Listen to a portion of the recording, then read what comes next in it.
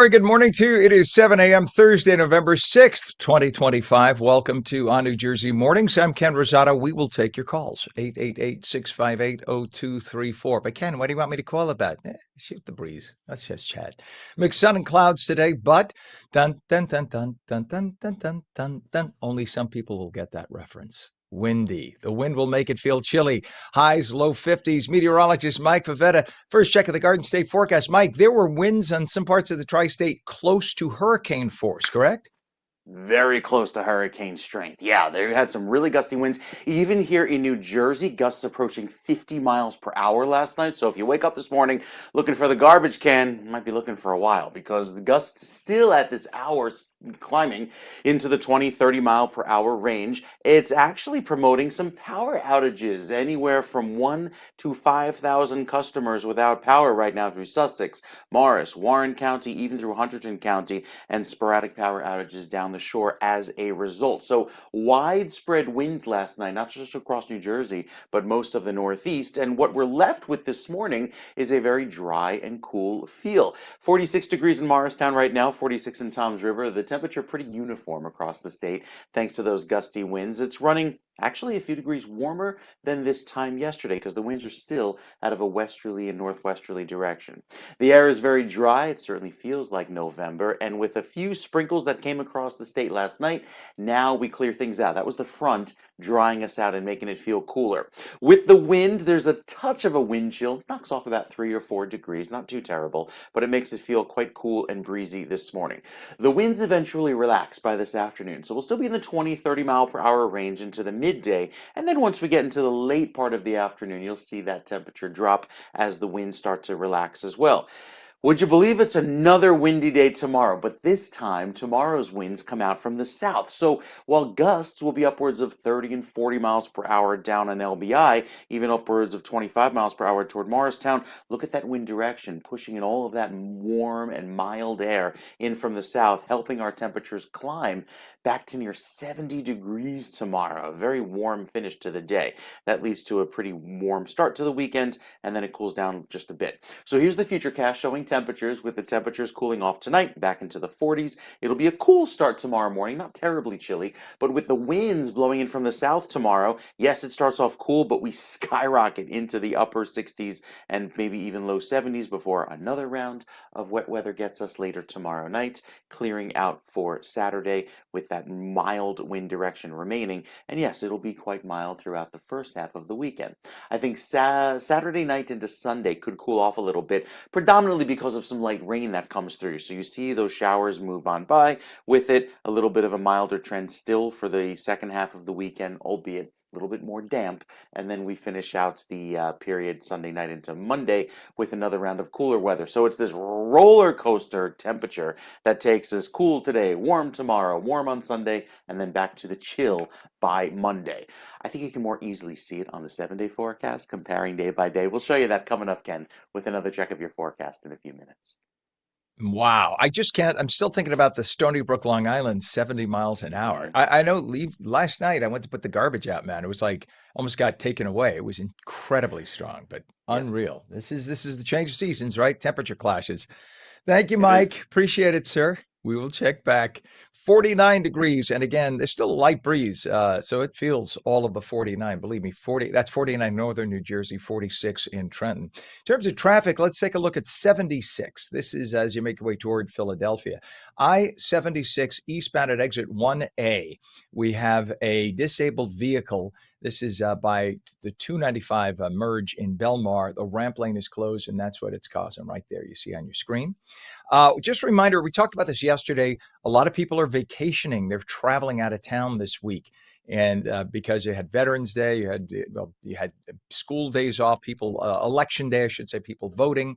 As a result, I noticed all of the airport parking lots, normally at 50% capacity, they're at 98%. So one of them here, JFK's lots are almost all full. They're at capacity. So if you are driving to one of the area airports, and you're going to park your car, make sure you have a reserved parking space somewhere. So that's very important. You don't want to get there late for your flight or almost late and you can't park.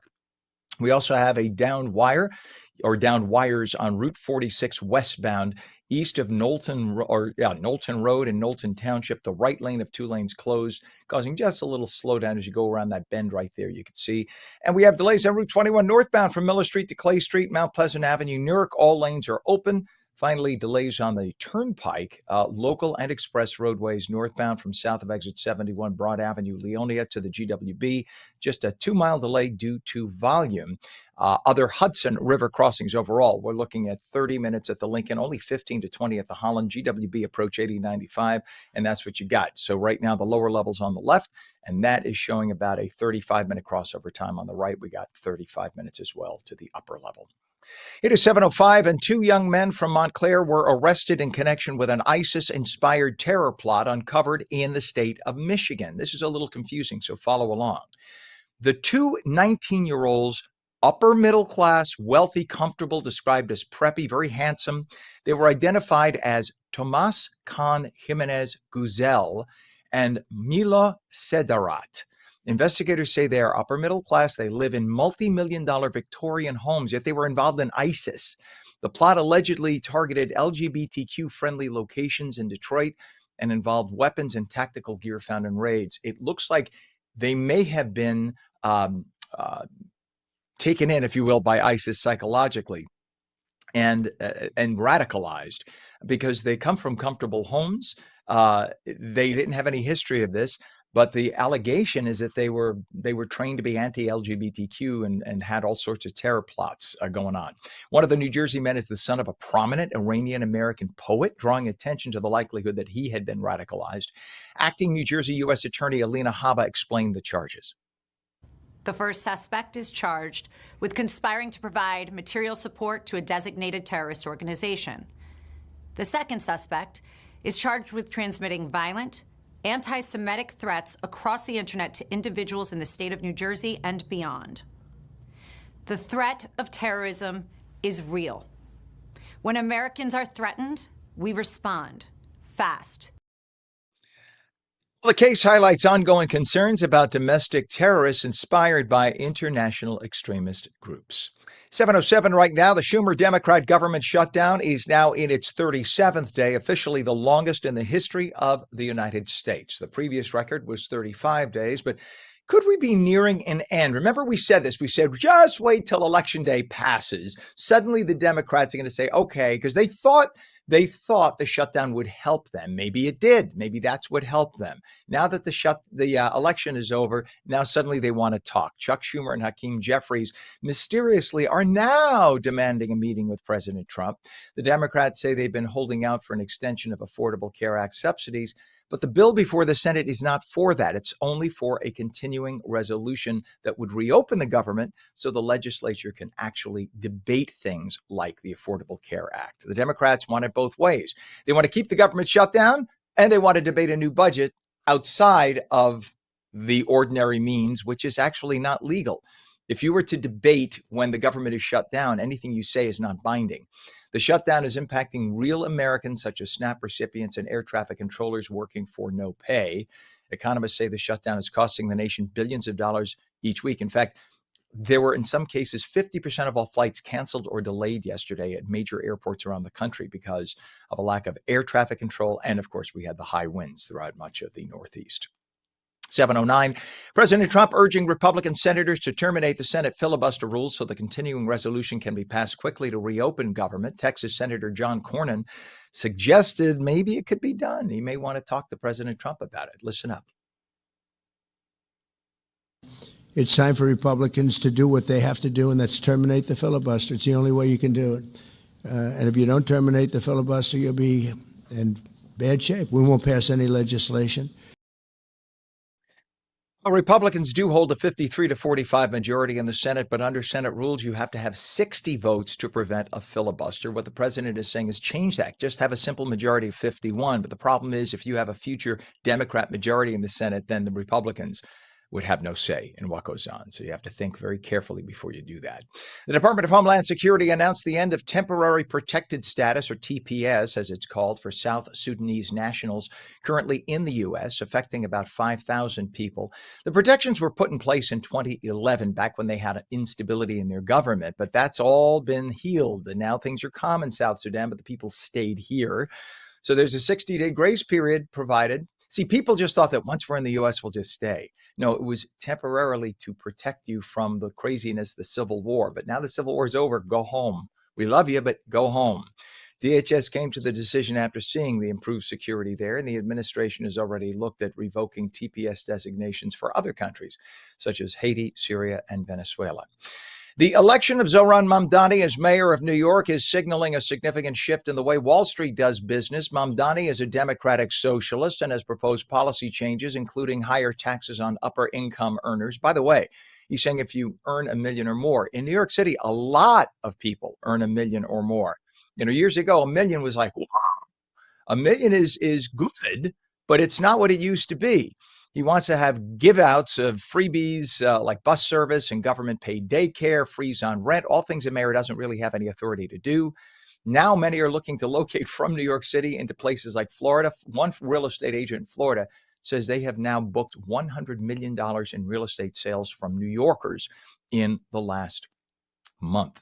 So if you want to buy something in Florida, you better act fast, or else you're going to be stuck in Mamdani's world.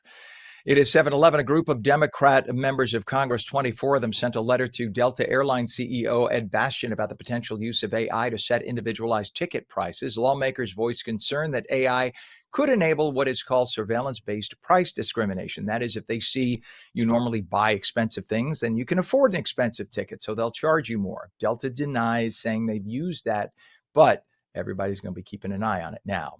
And the U.S. Supreme Court announced it would hear challenges to President Trump's tariff authority under the International Emergency Economic Powers Act. The case is being fast-tracked. The whole question now is whether the president and the executive branch has the authority to perform tariffs like that, because it's usually Congress that has that authority.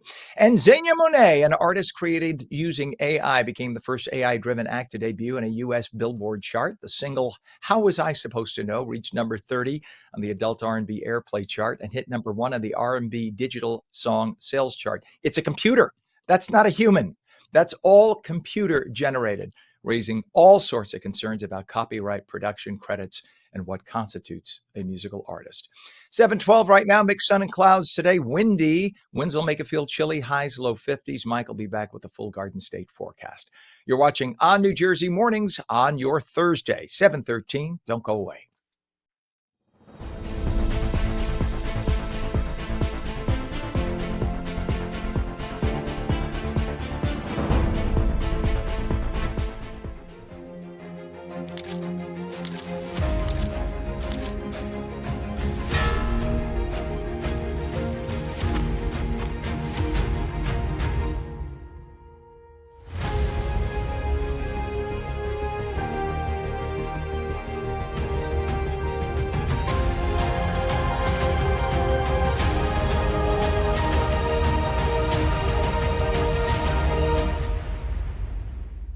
Our Stable Life, New Jersey's first equine wellness center. Are you or a loved one suffering from PTSDs, trauma, or life challenges? Consider non-riding equine therapy, where the soul is touched by the presence of a horse with a certified counselor. Our Stable Life is a non-profit at Bergen Equestrian Center in Leonia, New Jersey. We partner with individuals, groups, and agencies to help people recover from addiction, trauma, phobias, and more. Explore equine therapy for healing. BergenEquestrianCenter.com. At AmeriHealth, we understand what's important to you. It's why we offer some of the lowest cost health plans in New Jersey, with access to one of the state's largest networks of doctors and hospitals. Plus, with free 24/7 virtual care, you can see a doctor anytime and anywhere. And we're committed to giving back to help make a difference in our communities. Learn more at AmeriHealth.com. A health plan for everyone.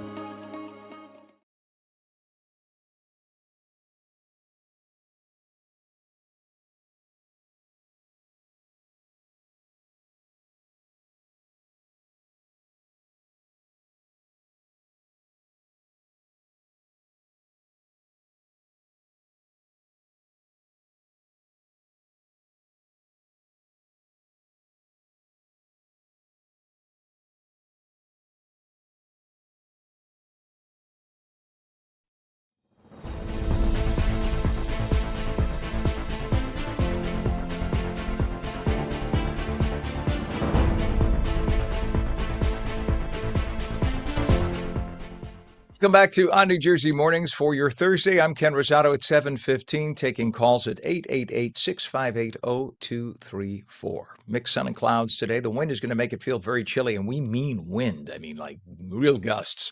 Highs in the low 50s. Meteorologist Mike Favetta with the Garden State forecast. I just want to say a shout out and a thank you to my friends at Quick Check. We have a Quick Check near here, and since they open, I get my coffee. I mean, it sounds like a shameless plug, but it's not a lie. I get my coffee and donuts and bagels and everything from there because it's right here. And then I realized this stuff is really good. So they have a sandwich out now. It's I got to get the official name of it, but it's basically Thanksgiving on a sandwich. They have turkey, Oh, that's cranberry, right. That stuff. comes out this Yeah. time of year. Yes. All right, wait a minute. Mm-hmm. So they just He's they getting just the sent one sandwich. over. Thank you, Quick Check. Listen, it's Ken, and my it's mouth is warm. It watering. is. They just made it. It is warm. And that's hard I to may do in have. weather this cold. Yes, no, remember we ordered Quick Check about 4 months ago, Remember. and Yep. they had it here in about 17 minutes from when I placed the order. That's how fast they got it here during morning rush. I'm sorry, I'm going to interrupt your time. I just want to show, just to prove that. Look, it's still. You could see it's glistening, sweaty. It's still. Oh my God, my mouth is just. All right. Well, Ken Oh fogs up hell. his glasses as he dives into that sandwich. I'll give you an extra minute with weather so you can savor the Thank you, buddy. Thanksgiving on a I'll see you bun. You later. bet. See you later. Well, hey, there were some very gusty winds this morning. Like Ken mentioned, peak wind gusts across the area reached 70 miles per hour out on Long Island. But here in New Jersey, we had a 51 mile per hour gust. Down on LBI in Beach Haven, 49 miles per hour in Sandy Hook. And that is not good. 47 mile per hour crosswinds there at the runways of Newark Airport. 47 miles per hour down in Harvey Cedars. That leading to some power outages. 5.5% of customers up in Sussex County, 4.5% of customers in Warren County, and almost 1% of customers in Morris County have power outages as of 7:17 this morning. So big winds today, but the winds eventually relax. And that shade of blue you see in northeastern New Jersey, that's a frost advisory for you for later on tonight as the weather turns quite chilly going into tomorrow morning. You see the radar showing a few showers that we had last night. Those are long gone, so we'll wake up to mostly sunny skies and bring back more sunshine as the day goes along. Also see the winds diminish in through this afternoon. So 55 in Freehold will feel more pleasant without those gusty winds, but there's still a bit of a wind chill going into tomorrow morning. It'll be chilly, and then the rest of the forecast period and through Saturday and Sunday, it's actually quite mild. By Monday, that's where the wind chill returns, waking up with 24 degrees. That's what it'll feel like on the green in Morristown, 24 by Flemington Circle there in Flemington or Huntington County, and 28 degrees in Trenton. So a really chilly start to next week as we get a big dose of cold air that comes in by the end of this weekend. Looking forward to the clearing throughout today. Not much going on the radar picture through this afternoon into tomorrow. I think this line of showers and clouds off to our west eventually comes in by tomorrow evening, giving us a quick shot of rain. That's kind of been the case each and every night. We get like a 20-minute shower and then it moves on by. It's kind of hard to wash the car because then it's dirty the next morning with the few raindrops that fell. That'll be the case again tomorrow night. Waking up on Saturday with a milder start, 66. Some places could make a run for 70. And then by Sunday afternoon, an early morning shower, but then I think some sun breaks out by the afternoon. So an improvement to the forecast over the coming days in terms of temperature. And then it gets really chilly come next week. We'll detail that cold snap coming up on the 7-day forecast in just a few minutes. All right. I wish I could tell you without using too much of our time how good that bite was. All I would say is if you like Thanksgiving food, you know how, especially around Thanksgiving time, turkey and stuffing and all tastes good. And then like a month later, you're like, I had enough. Yeah, Right you've had now enough, is sure. crave time. It's crave time. And if you Oh, haven't tried the that bread at helps. Quick Check, I don't know where they even have like Portuguese rolls because it's in New Oh, Jersey. They I got could like, tell you where they make it. They make it at Teixeira's Bakery in Newark. there you go. There you go. Great And that's Portuguese, delivered daily to amazing all of Portuguese bread. the 100 or so Quick Check locations around the tri-state. Yeah, I got a little seminar, a class on that earlier that was in the summer, in the spring. Yeah. In case you think I'm full of baloney that I took a bite, I don't mean to show a bite on there. I took a bite. And this thing is loaded with cranberry and stuffing and turkey. I mean, and it's a cranberry roll. Have you ever? That's just amazing. Anyway, I'm using a lot of Never. time here. Go to your quick check. Test this out. I'll be biting through the morning, I promise. It's still warm and delicious. All right, Mike. Thank you, sir. And of course, I'm talking so much, my traffic computer just went down because I nudged it. Here we go. I got it back. All right. In terms of traffic, let's see what we got here. Route 46 west. I'm sorry. I was going to do 76 first. Let's see. We have a disabled vehicle 76 eastbound at exit 1A, which is 295 in Belmore. The right ramp lane is closed. You can see the traffic there on the right side slowing down as a result. JFK Airport and several other airport parking lots in the tri-state are at 97 to 98% capacity. People are flying out of town this week. So if you are driving to your airport to get out of town, make sure you have a reserved parking spot. We also have issues on Route 46. In fact, two different ones. There's a crash on 46 westbound at Rifle Camp Road in Little Falls. The left shoulder is impacted and the left lane closed. And we have down wires on 46 westbound east of Knowlton Road in Knowlton with the right lane closed as well. Your GWB upper and lower level approaches right now still on the heavy side. In fact, let's tell you about the Lincoln Holland first. Lincoln is 25 to 30. Holland is 20. Now we look at the GWB upper and lower. 80-95 approach, kind of slow, but still moving. 35 to 40 on the lower, and it's 30 to 35 on the upper. And hey, you on the shoulder, we saw that. We got your license plate. 7:21 is our time. And Governor-elect Mikey Sherrill has met with outgoing Governor Phil Murphy. They met yesterday. Murphy used the opportunity to congratulate his fellow Democrat and pass the torch to her. The two met up in the New Jersey State House in Trenton, where Murphy has an office. Sherrill will have that office. Sherrill used the opportunity to tell members of the press that she was assembling her transition team. She will become the state's first female Democrat to hold a governor's seat. Republicans already had, of course, Christy Todd Whitman in that position decades ago. Sherrill named Kelly Doucette, her former congressional district director, as the executive director of her transition team, and Lieutenant Governor-elect Dale Caldwell was named as the chairman of the team. The FAA is reducing air traffic by over 44,000 flights a day across 40 cities ahead of the peak travel holiday season. That starts tomorrow. Following weeks of major flight delays at the nation's airports due to the government shutdown, the FAA announced it would reduce air traffic by 10% across 40 high-volume markets to maintain safety. Air traffic controllers have been working unpaid since the government shutdown began October 1st, with some calling out of work. Staffing shortages during some shifts have led to flight delays at a number of U.S. airports, including here at Newark Liberty. Yesterday, travel chaos hit across the U.S. with major flight delays. 17 major airports could experience delays of up to 7 hours lasting through the morning today. The average wait time expected to be 2 hours, 20 minutes. So check ahead before you go rushing to the airport. 7:23, federal investigators looking into the deadly UPS cargo plane crash in Kentucky will closely examine the aircraft's maintenance records and data recorder after finding that one of the engines fell off during takeoff. You could see it right there. Usually, though, if one engine falls off, horrible.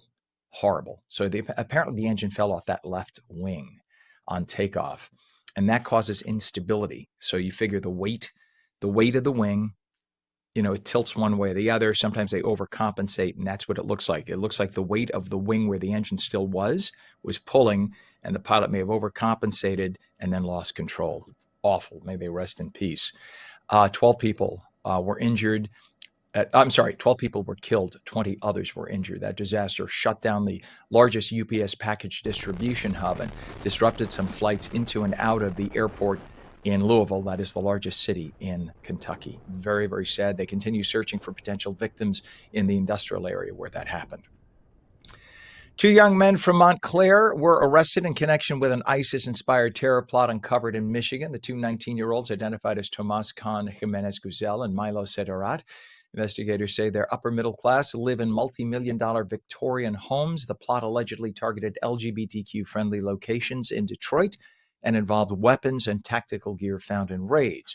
One of the New Jersey men is the son of a prominent Iranian-American poet, drawing attention to the likelihood he may have been radicalized. Pam, we're going to go to the following story.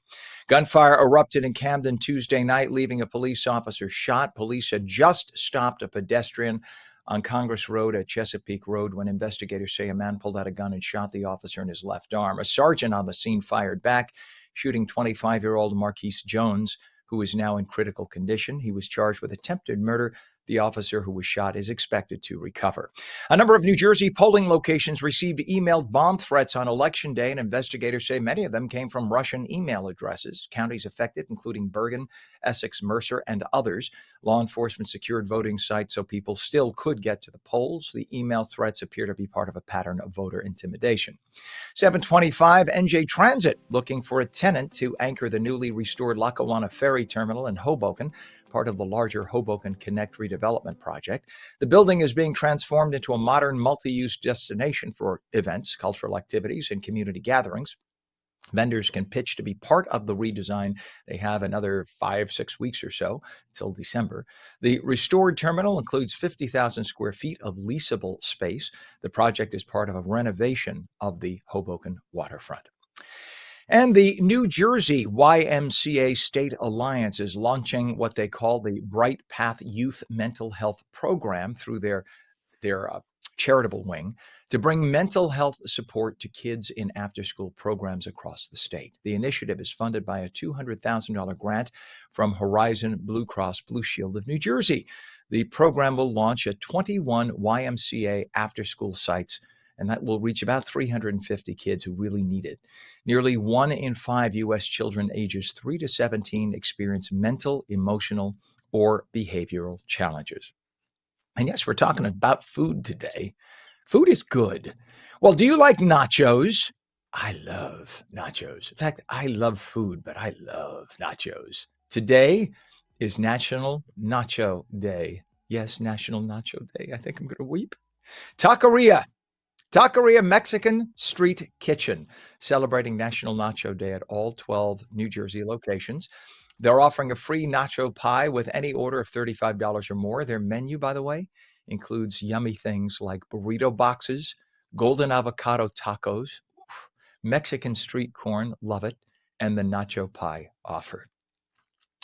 I don't know how I'm going to get through the day without gaining 100 pounds, but yeah, I love my taqueria. It's Taqueria Mexican Street Kitchen. We got one not far from me here. Let's just say that I have partaken just a few dozen times.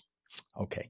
It is 7:27. When we come back, we will speak with New Jersey's own Chef Jesse Jones. See more on the food theme. He'll give us some recipe ideas as we approach the holidays. Phone lines are open, 888-658-0234. Mixed sun and clouds today, very windy. Wind will make it feel chilly. Highs low 50s. The full Garden State forecast with Mike in just a moment. You're watching ONNJ Jersey Mornings, and we will be back in 2 minutes.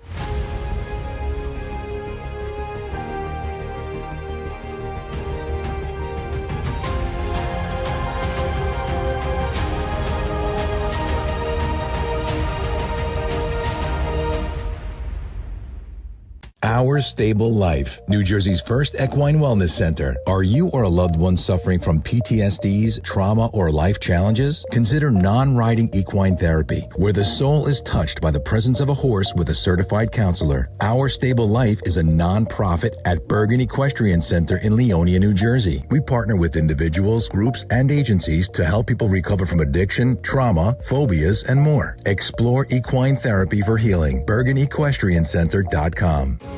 At AmeriHealth, we understand what's important to you. It's why we offer some of the lowest cost health plans in New Jersey, with access to one of the state's largest networks of doctors and hospitals. Plus, with free 24/7 virtual care, you can see a doctor anytime and anywhere. And we're committed to giving back to help make a difference in our communities.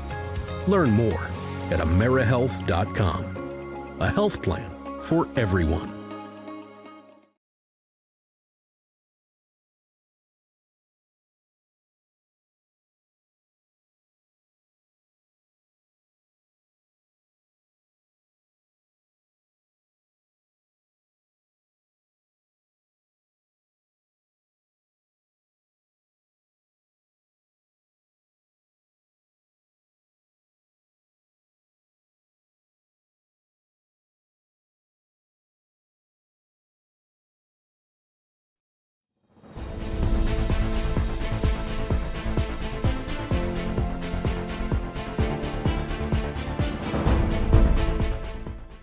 very good morning. It is now 48 degrees at 7:30 Thursday, November 6th, 2025. I'm Ken Rosato. Welcome back to On New Jersey Mornings. Let's take a look at traffic. We're going to do that first because we have some messes going into the GWB. Let's take a look at that, Pam, the GWB cam, if we could. 8095 approach upper and lower level, very heavy. Now the lower level on the left, we're told 45 minutes into Manhattan, upper level on the right. In terms of weather, it has been very windy overnight and still this morning. Meteorologist Mike Favetta with a full Garden State forecast. Good morning, Mike. Good morning to you, Ken. Ken, you have a little gravy right here. I think you went a little hard with that sandwich. Gotta work on that. Yummy, yummy, yummy. Thank you, Quick Check. It's the quick check delivery, and it delivers smiles, right, Ken? Delivers Yep. smiles. Well, you might be gritting your teeth walking into the wind today because it is a gusty breeze this morning. Still have winds in excess of 25, 30 miles per hour. You can see it showing up on the satellite picture. We'll say, how does the satellite show wind? Look at the wind direction here, kind of pushing these clouds out to sea right there as they show up. That is a clear indication that that wind is made pretty strong, allowing for, that wind out of the north and west. So with gusts right now approaching 30 miles per hour in Toms River, it's a breezy start to the morning at 7:31, 25 mile per hour gusts. It's a far cry from the 47 mile per hour gusts earlier this morning over at Newark Airport. So it stays breezy for the first part of the day, but eventually we see those winds relax, even toward the beaches where you had near 50 mile per hour gusts at the beaches overnight. Our forecast today points to a milder feel, even though we won't get to the 59-degree average. Plenty of sunshine through this afternoon, keeping us clear and temperatures warming as those winds slowly relax. But tomorrow is another windy day. Even though we start off really chilly in the morning, look at these winds coming in from the south, aiding in a big warm up, taking our highs about 10 degrees warmer than where we'll be today, and then it'll ending with a few showers tomorrow evening briefly. Saturday afternoon, another warm day, highs approaching 70, 69 in Camden, 69 in Trenton, 67 in Newark. It will feel lovely on Saturday afternoon, and then I think Sunday sees a little bit of a cool down after a brief morning shower. It's all due to these fronts that come through. There's our high that slides by for tonight, giving us clear sky tomorrow, and then the early morning sprinkles on Saturday give way to a nice dry afternoon on Saturday by the end of the day. Sunday starts off with a few early morning sprinkles. That's the warm front pushing on by, giving us a clearing by the end of the day, and then that cold front on Monday really cools us down, dropping temperatures well into the 20s with the wind chill, so a big chill returning. Notice the milder trend over the next few days, culminating at 66 as a statewide average on Saturday. It's not all day rain on Sunday. I think Sunday morning we'll have some showers. We eventually turn dry by the afternoon, and then that's where it gets chilly. Overnight, dropping into the 30s, feeling like the 20s for Tuesday into Wednesday, and staying well below average by at least 15 degrees for the first part of next week. So we start the rest of the week mild into the weekend, and then really chilly going into the first part of next week. It's the change of seasons, Ken, that'll make it feel quite nice. We've got more weather coming up in just a few minutes. Stick around for that with your next On New Jersey weather update. Jesse Jones is a classically trained chef and author, renowned for his modern approach to Southern cuisine. And native of Newark, Chef Jesse's culinary DNA was developed during childhood summers in Snow Hill, North Carolina, where his grandmother's cast iron stove was the source of many memorable food experiences.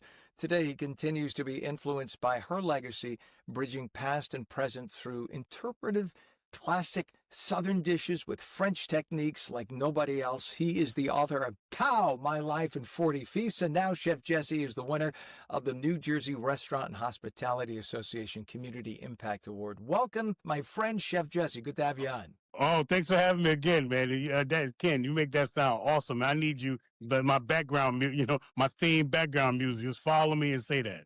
I will. All I want to say is pow. That's it. That's Follow it, you with the pow. pow. That's Yep. it. So, first off, congratulations on getting the Impact Award. What was that about? How did you find out about it? I know you're part of the Restaurant Association for a long time. So, Right. Talk about that.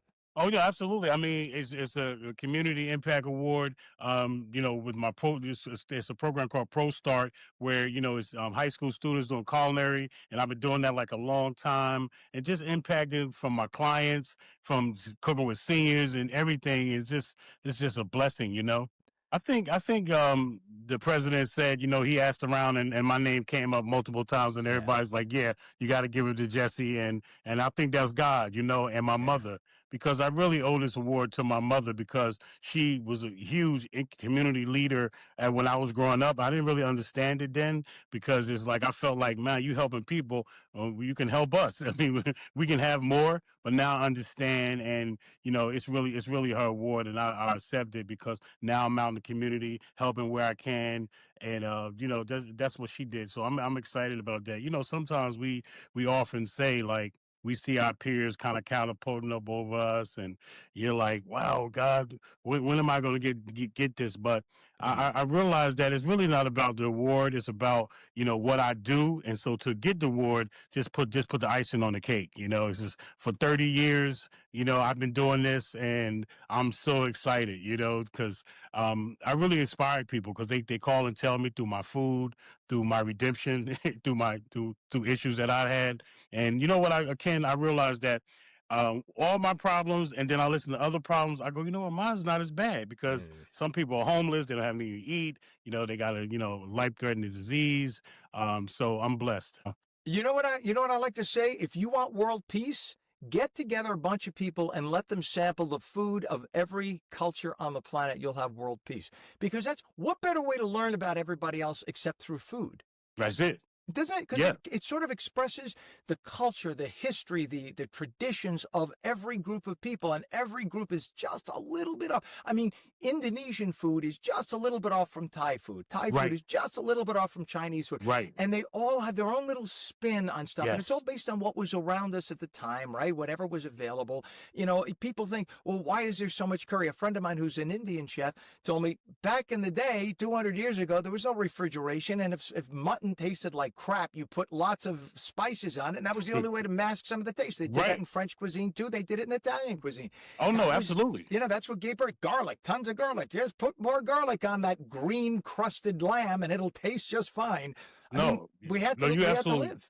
No, you're absolutely right. Just like when I was doing some research in Southern, I mean, same way when they a lot of salt pork, they salt the pork so it won't go bad. Brining it and smoking because if you smoke it to a certain point, it kind of kills the bacteria, and so you can leave. Like you see some butchers, you go the smoke meat is out on the counter because the bacterial level is down for the smoke. So and then harvest where they're pickling things. So everything has a purpose, and and you can learn so much. Yeah, look, Italians still jar tomatoes to this day. And by the way, that's yeah. another thing. A lot of people think, they associate tomatoes with Italian cuisine.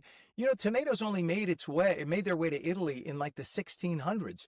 Prior to that, and it was the Spanish conquistadors who brought tomatoes from Peru and Colombia back to Spain, and then it made its way through like southern France and then down the coast into Genoa and into Italy. And originally tomatoes, they're called in Italian pomodoro, which means golden fruit. They were Right. the yellow tomatoes, and they were high in acid. They were the deadly nightshades. They used to throw them in the garden to kill bugs. It was a pesticide. Nobody ever intended on eating them. Can you imagine, though, Italian cuisine today without tomatoes?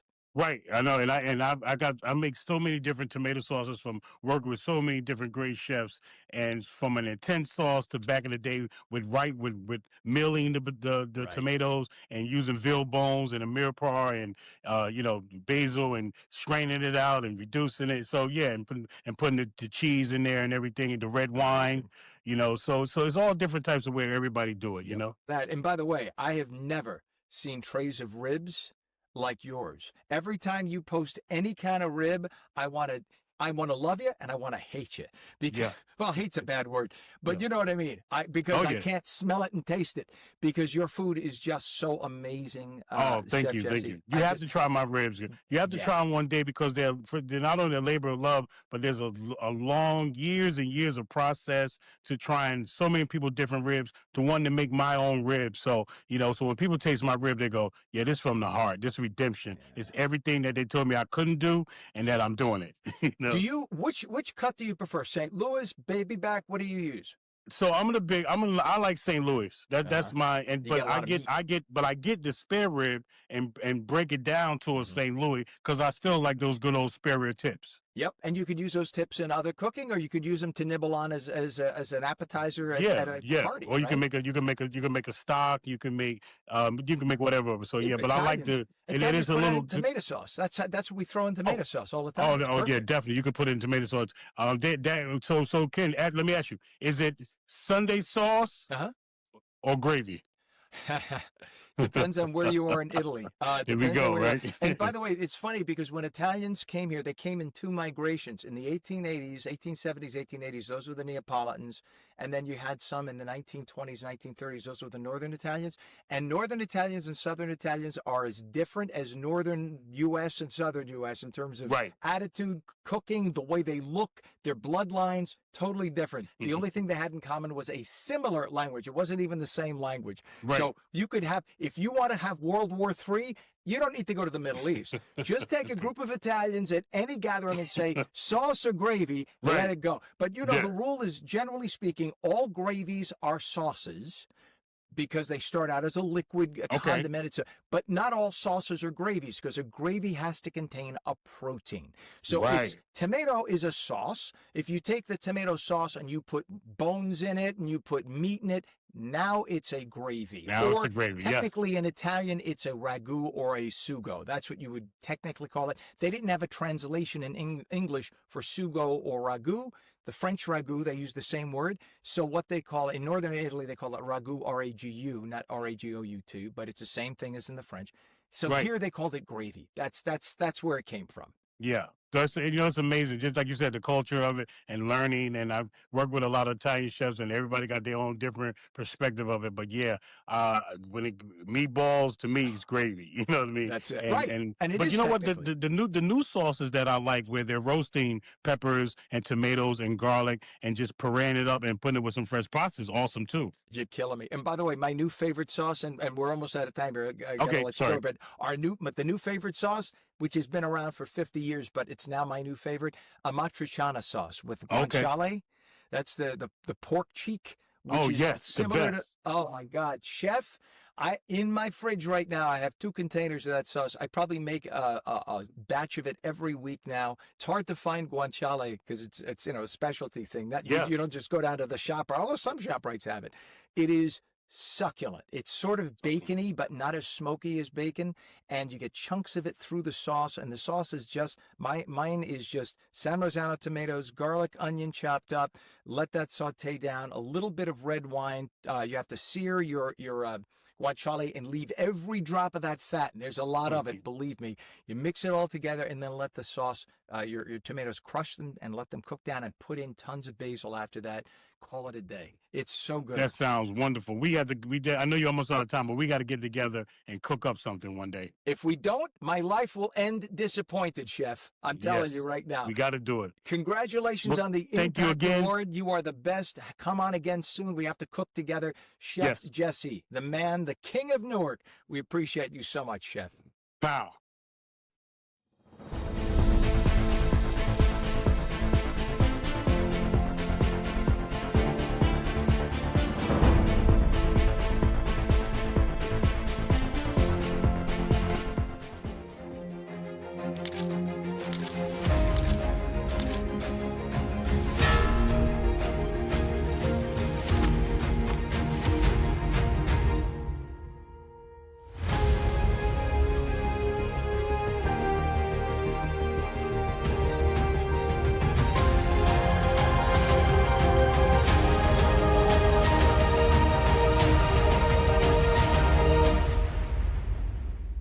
Our Stable Life, New Jersey's first equine wellness center. Are you or a loved one suffering from PTSDs, trauma, or life challenges? Consider non-riding equine therapy, where the soul is touched by the presence of a horse with a certified counselor. Our Stable Life is a non-profit at Bergen Equestrian Center in Leonia, New Jersey. We partner with individuals, groups, and agencies to help people recover from addiction, trauma, phobias, and more. Explore equine therapy for healing. BergenEquestrianCenter.com.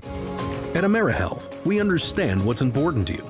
It's why we offer some of the lowest cost health plans in New Jersey, with access to one of the state's largest networks of doctors and hospitals.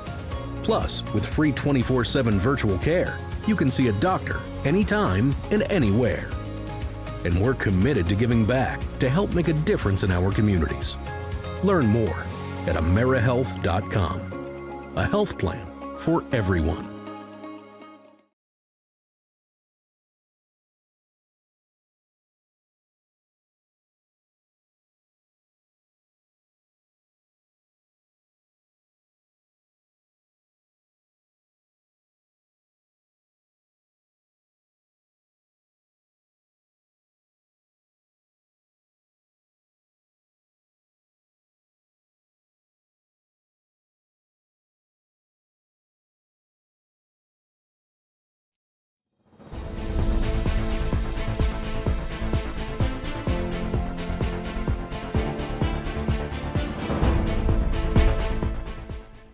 And welcome back to ONNJ Jersey Mornings. I'm Ken Rosato at 7:45. We're taking calls at 888-658-0234, 888-658-0234. Periods of clouds and sun today.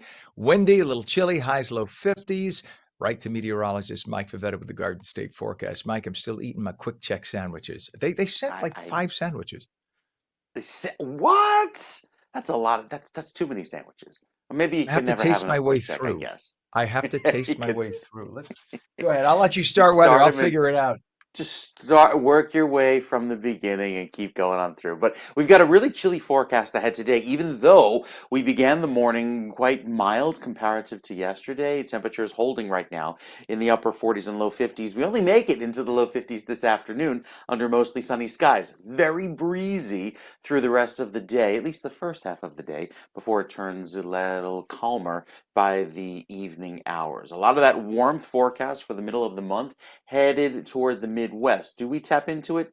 Maybe. We might have a slightly milder weather toward, say, the middle of November.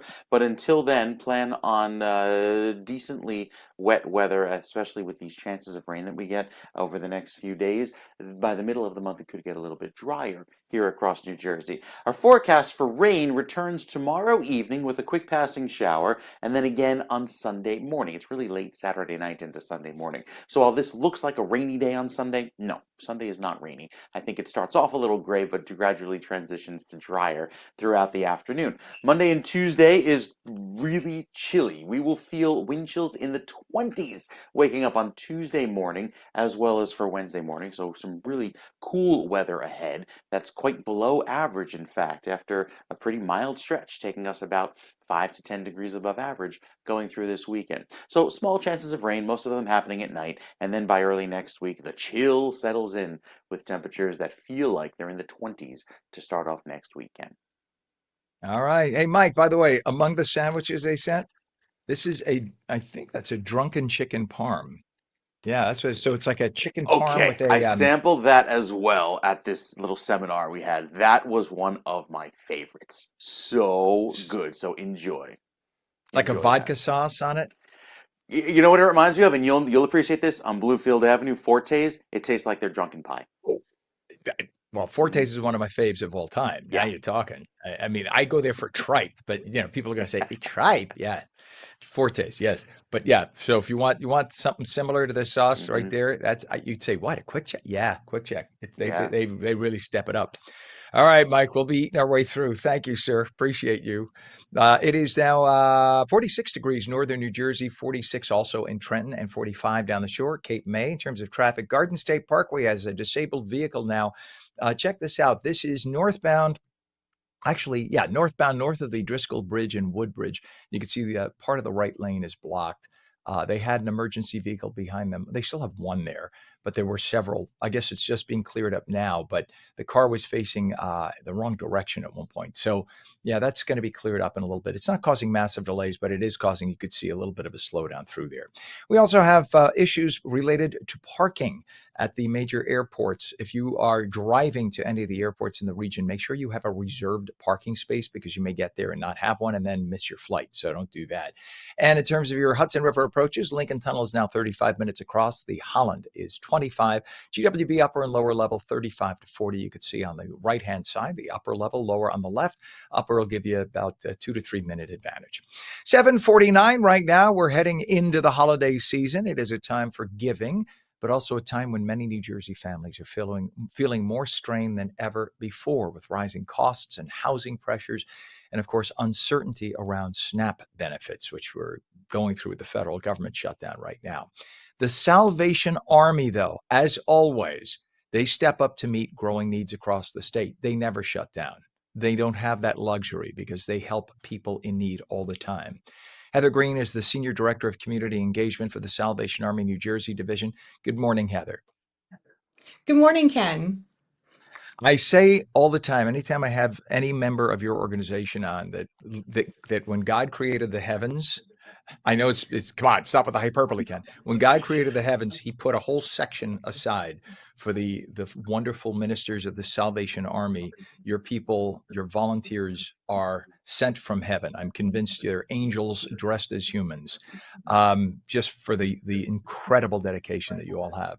Talk about, please, first of all, good morning. Nice to have you. And talk about the level of need that you're seeing right now across New Jersey, please. Thank you, Ken. Yes, so we have 27 physical Salvation Army church and community centers and an additional 66 service units. So we're uniquely suited to see an increase in need, given that we serve every zip code in the state. We've certainly seen more folks coming to us for food assistance, whether that's through our food pantries. We have 25 of those. More than half are choice pantries or our soup kitchens or our mobile feeding. And the need is so great that we need our partners and our local community members to help us meet it. And when you say choice centers, they get to go in and shop basically, right? Pick the foods that they need for their family and have the dignity of feeling like they're still taken care and picking out the foods. Not that I'm sure not that anyone is not grateful to get any food, but you give them that little extra notch of dignity to make them feel good about getting food for their families. Again, more empathy and love coming from you folks at the Salvation Army. When you get this kind of increased demand and need, though, what does that do to the very limited and strained budgets that you have to deal with? So last year alone, we were actually able to provide over 6 million meals through those food pantries and soup kitchens and those mobile feeding units. And everyone is tapped right now, and everyone is trying their best to meet this need. And if we're able to do that together and to pool our resources, just think of how many more folks that we can come alongside and provide something so simple as a meal or a box of food. So we are absolutely calling on the community and folks who are watching this show certainly can to visit us at salvationarmynj.org/share hope so that we can turn those dollars into meals into the communities that we are serving. Can people also come and bring canned goods to you folks? I mean, I go to the Salvation Army in Patterson. That's the one I've gone to over the years and right in downtown, and I bring them clothing all the time. I've gone up and down in clothes. I brought sacks of clothes that still had the tags on them because of my weight loss and gain. I'm like, I know good people who could use this, and they're so grateful and welcoming when I go there. But can you bring boxes of canned foods as well? We will never turn away food donations. I will say that financial donations are the best just because we can turn that into an actual met need. For example, we like to ask folks, what kind of food do you want to eat? And that's the purpose of the choice pantry. So we can stock that with things that are culturally appropriate, or we'll meet someone's dietary needs. Perhaps someone is diabetic that comes to visit us. So financial contributions are best. However, we're always happy to take food donations, but think of things that you would want to eat, right? Don't grab the can from your cabinet of something that you would never eat. We want to serve folks with our best and not just our leftovers. Yeah, I love to say when I go shopping, when I go food shopping, especially we always do it around holiday time. You need it year round. But when I go shopping, whatever I'm buying for myself at that moment for a yummy recipe, that I just buy a couple extra cans, and that's how I donate. And by the way, don't leave the cans on your shelf for a year. Donate them immediately so that they are fresh because cans do go bad after time. But yeah, the easiest way is definitely to make a financial donation. If you're going to give a gift to somebody like a needless useless gift, don't do that. Give $25, give $50 to the Salvation Army instead, and send the person a donation mention. Say, I donated $50 to the Salvation Army in your name. And what a beautiful gift that is, right? To make somebody feel good, especially around the holiday time. Absolutely. We love to come alongside our neighbors, the folks that we're in the community serving. We don't want to just serve to them, we want to serve with them. So anything that anyone can do to help, again, that's salvationarmynj.org/share hope. That goes right back into the community that you donate from, which is a really neat thing. And Heather, now beyond donating, what are some other ways that New Jersey residents can help out? Can they volunteer, organize some drives, even just spread awareness on their websites and social media? Kids love their social media. Why not a little hashtag Salvation Army, right?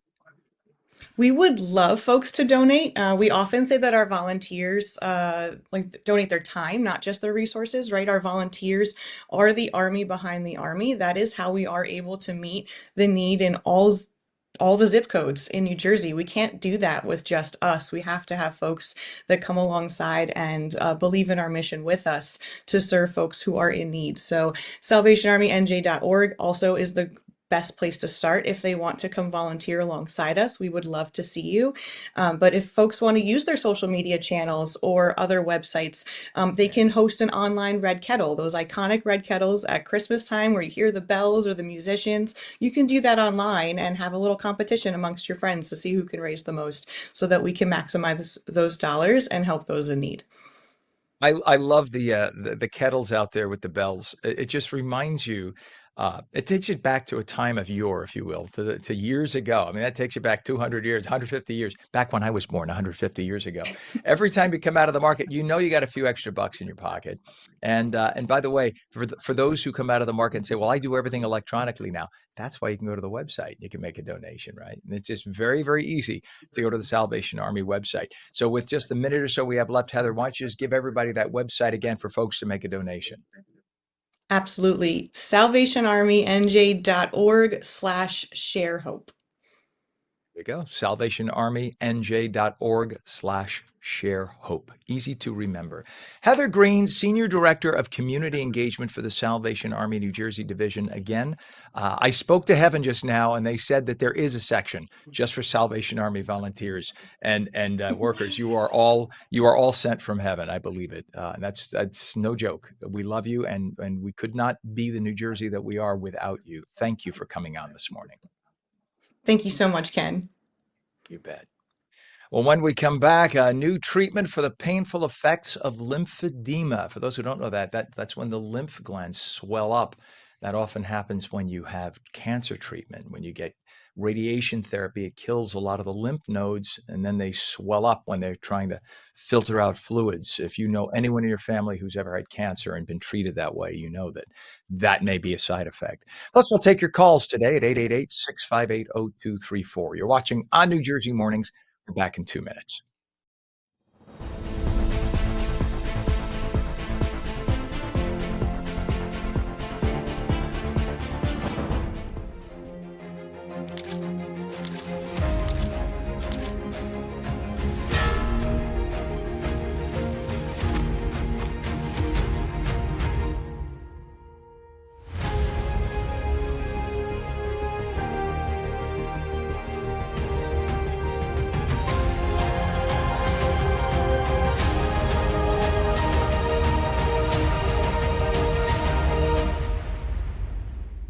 Our Stable Life, New Jersey's first equine wellness center. Are you or a loved one suffering from PTSDs, trauma, or life challenges? Consider non-riding equine therapy, where the soul is touched by the presence of a horse with a certified counselor. Our Stable Life is a non-profit at Bergen Equestrian Center in Leonia, New Jersey. We partner with individuals, groups, and agencies to help people recover from addiction, trauma, phobias, and more. Explore equine therapy for healing. BergenEquestrianCenter.com. At AmeriHealth, we understand what's important to you. It's why we offer some of the lowest cost health plans in New Jersey, with access to one of the state's largest networks of doctors and hospitals. Plus, with free 24/7 virtual care, you can see a doctor anytime and anywhere. And we're committed to giving back to help make a difference in our communities. Learn more at AmeriHealth.com. A health plan for everyone.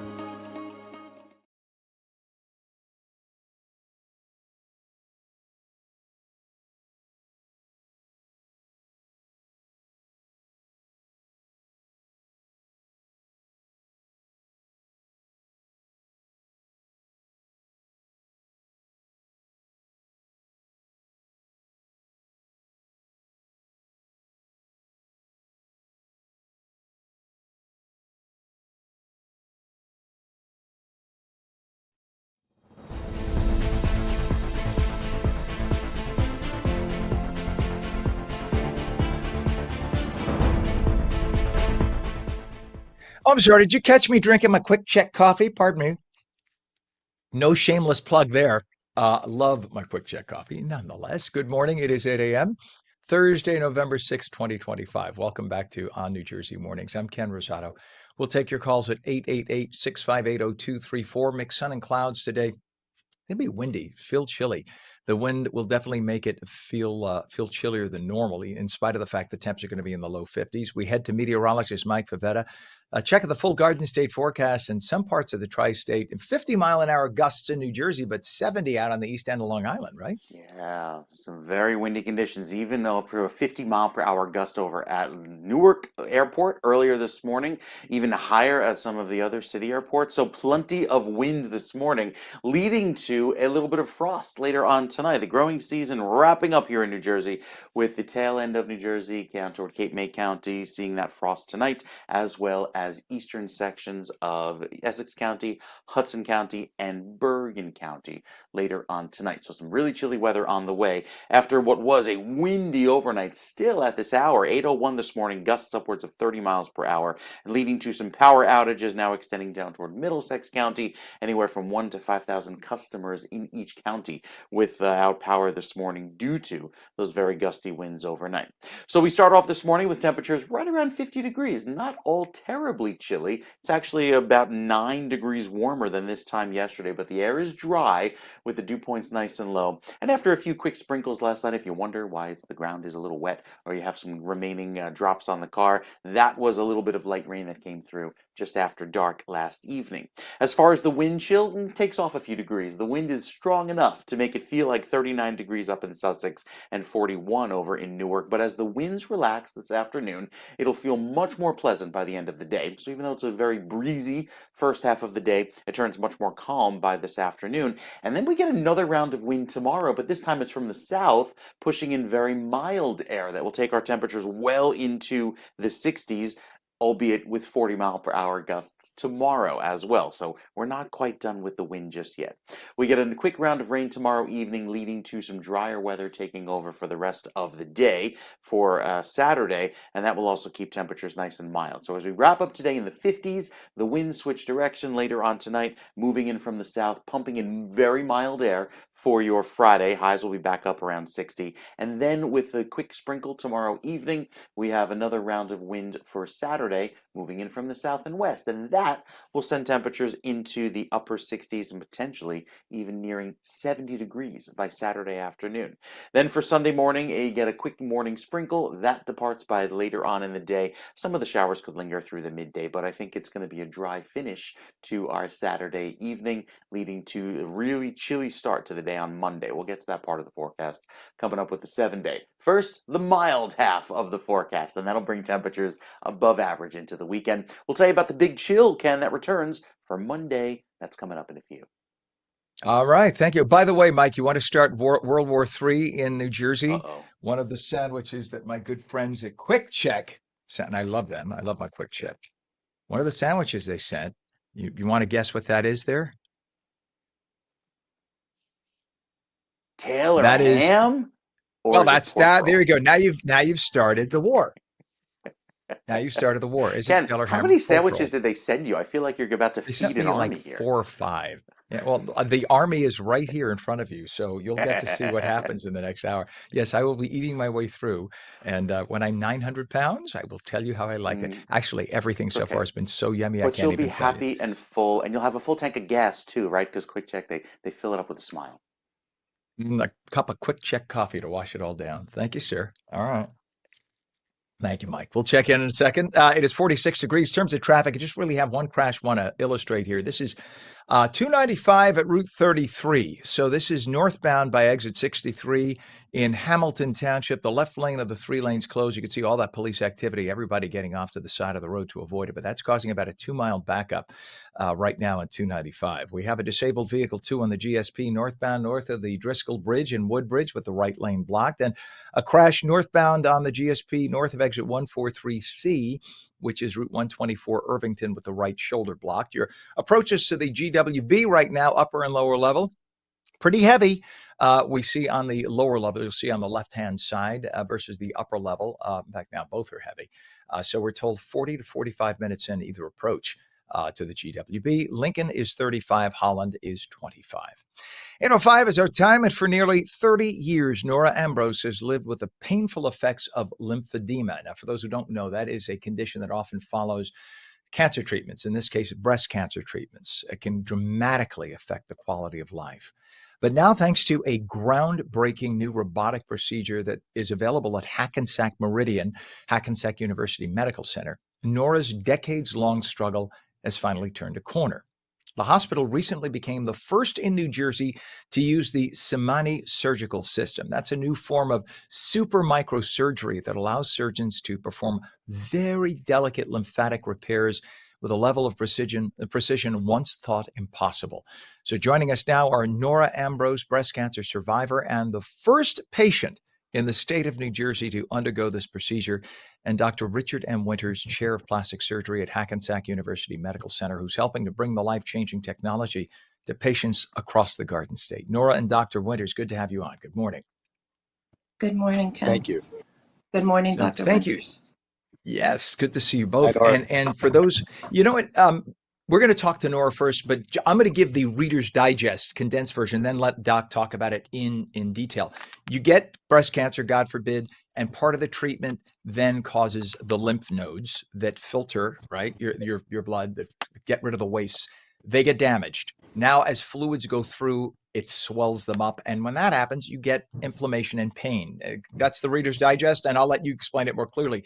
But we asked Nora, you lived with this for almost 30 years. Share what life was like before this new surgery, and now when you finally got this new approach, how your life has changed.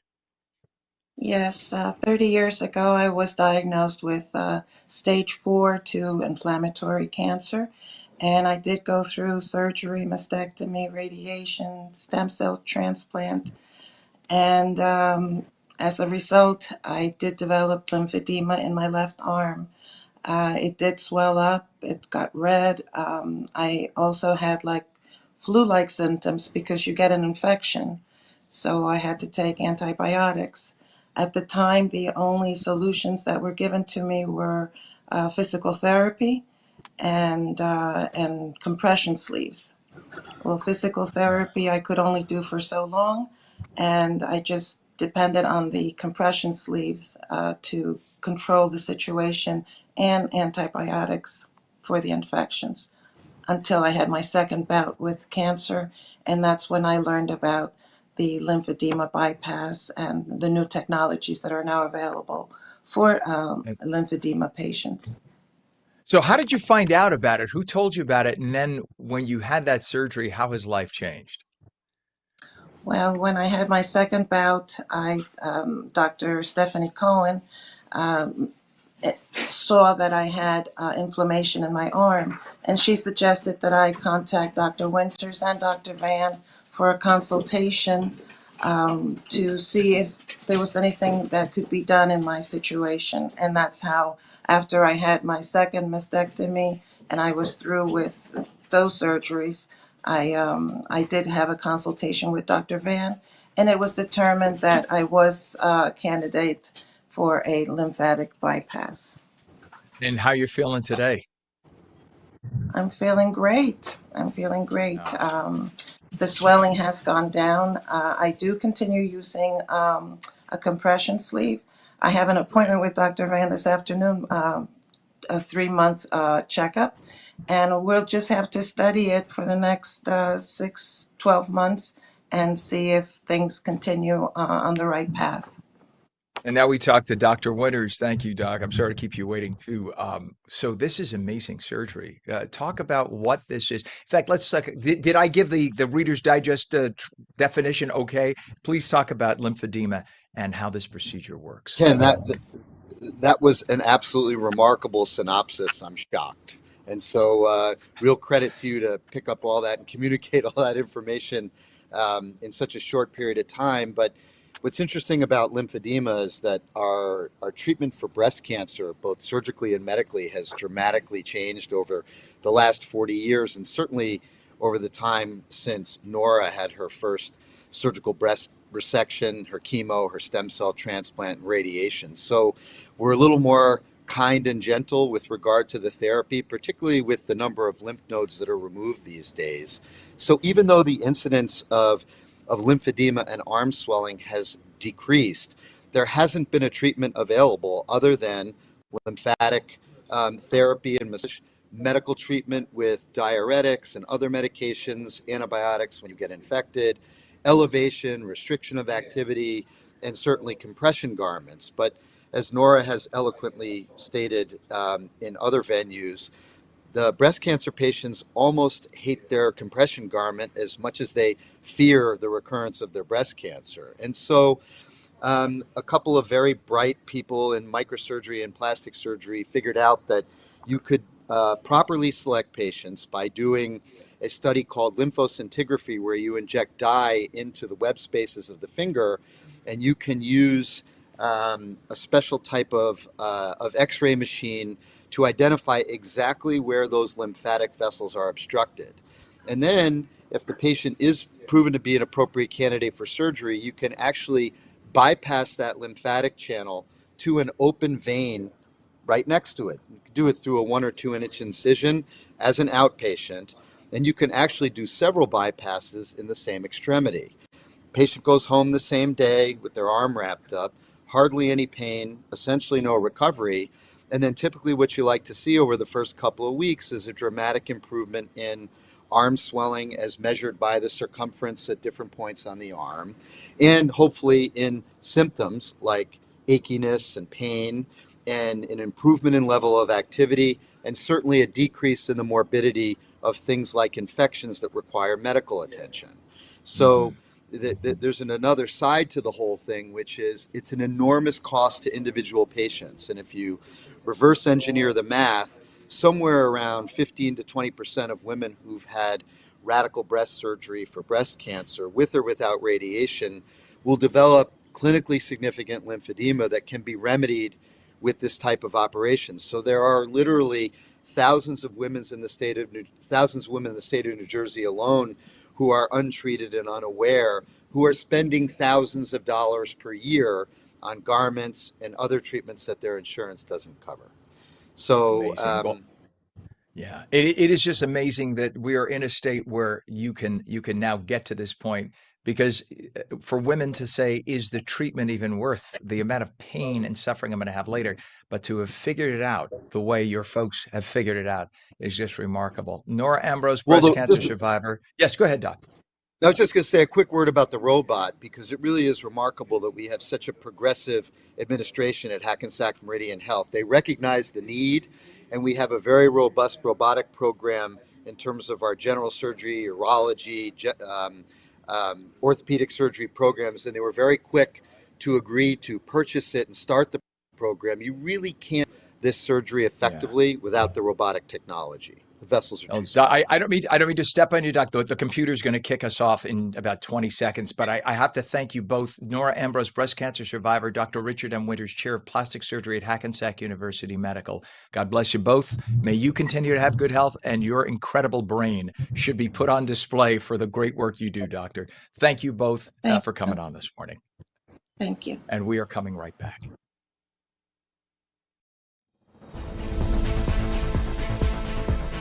So, problems.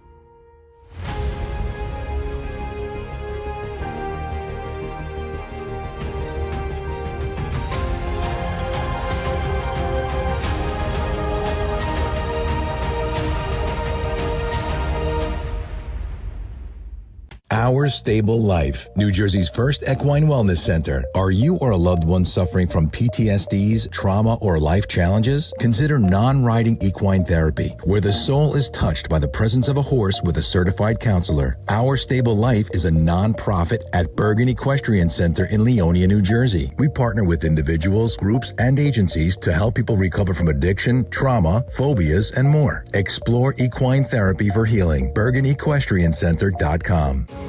At AmeriHealth, we understand what's important to you. It's why we offer some of the lowest cost health plans in New Jersey, with access to one of the state's largest networks of doctors and hospitals.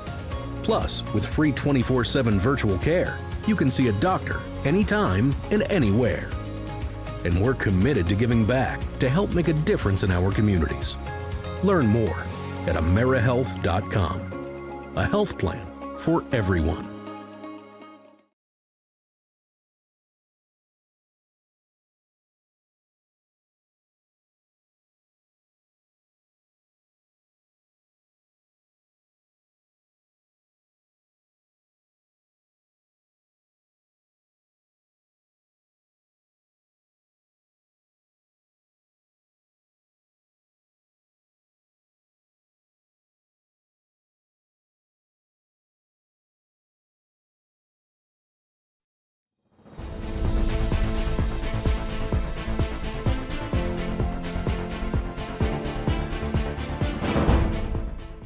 Welcome back to ONNJ Jersey Mornings. I'm Ken Rosato, 816. We're taking calls at 888-658-0234. Straight to meteorologist Mike Favetta with a windy Garden State forecast. Good morning, Mike.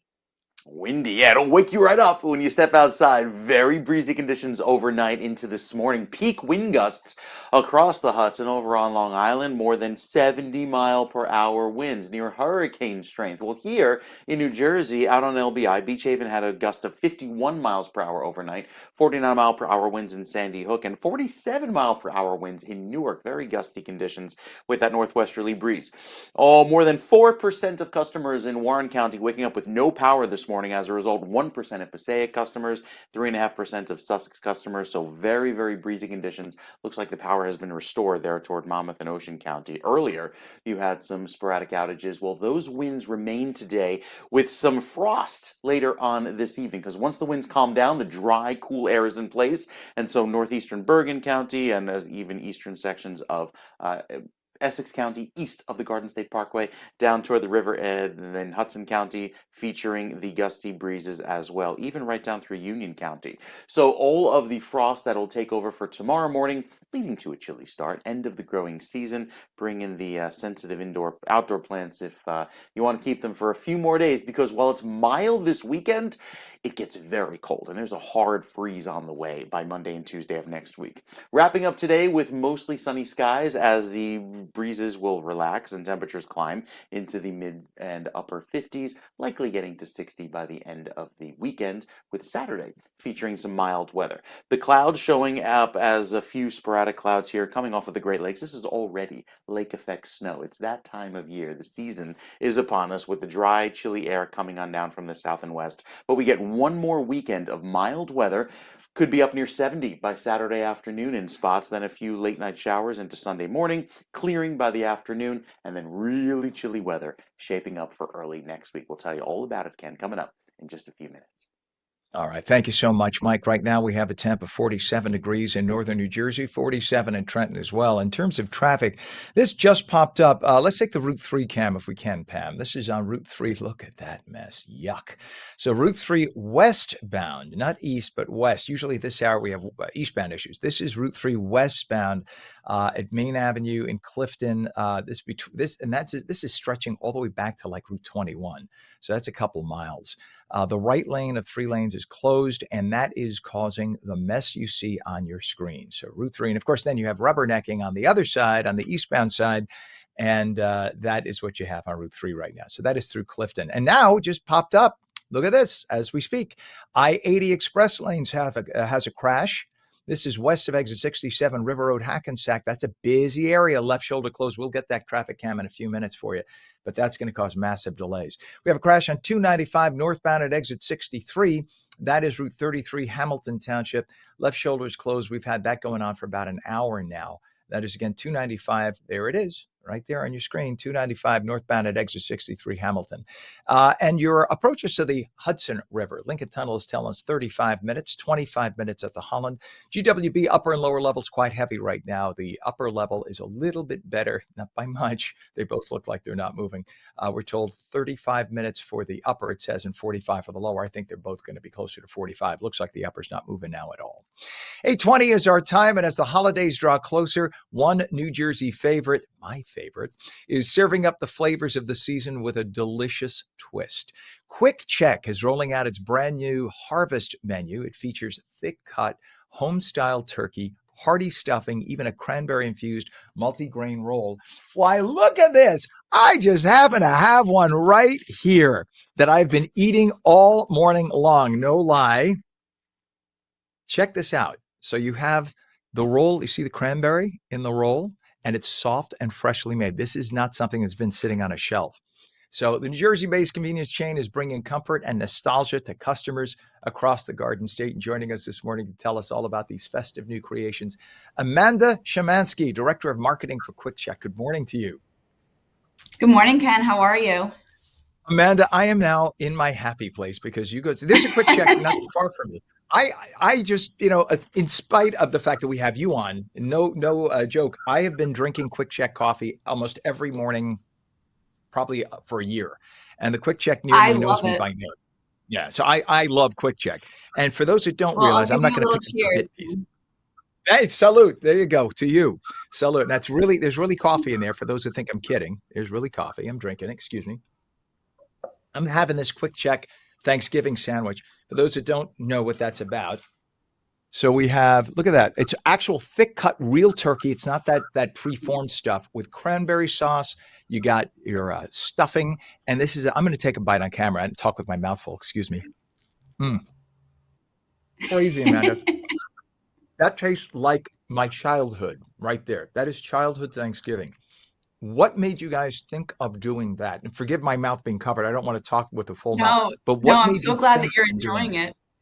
Oh my God. So no, enjoyment doesn't even tell we've it. had different iterations over the years of some sort of turkey, holiday, Thanksgiving, harvest menu item. And this year, and I'm hoping that you're tasting it. The star of the show is really that cranberry multigrain roll. So that roll is packed with cranberry in virtually every single bite.